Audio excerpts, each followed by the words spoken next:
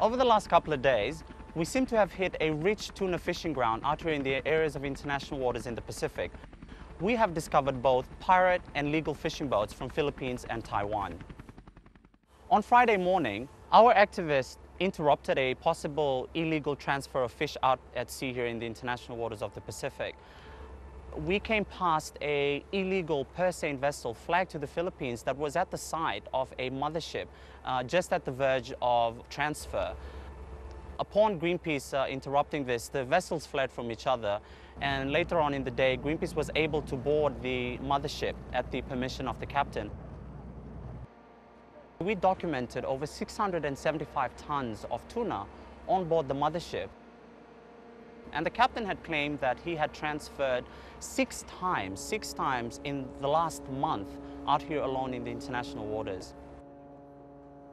Transfer of fish at sea is known globally to be one of the key ways and methods that facilitates pirate fishing activities. With the vast ocean here in the Pacific, it's quite impossible to know exactly how many fishing boats are here or what their activities are. Allowing transfer of fish at sea is one of the key ways of facilitating fish being laundered out of the Pacific without us knowing about it, basically.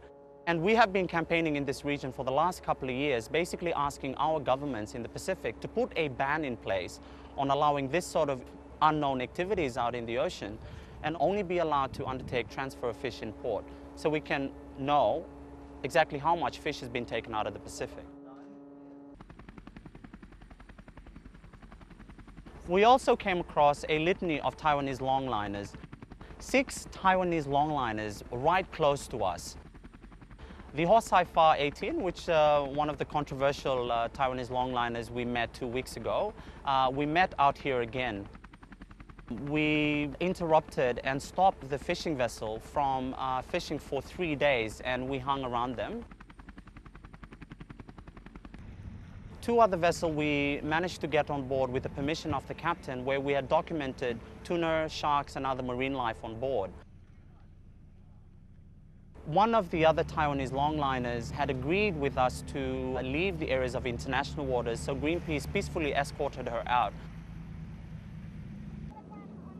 We are gravely disappointed at the fact that we've seen 6 Taiwanese longliners in a small vicinity, and it just proves to us that the Taiwanese government is really not serious about maintaining the sustainable resources for the Pacific.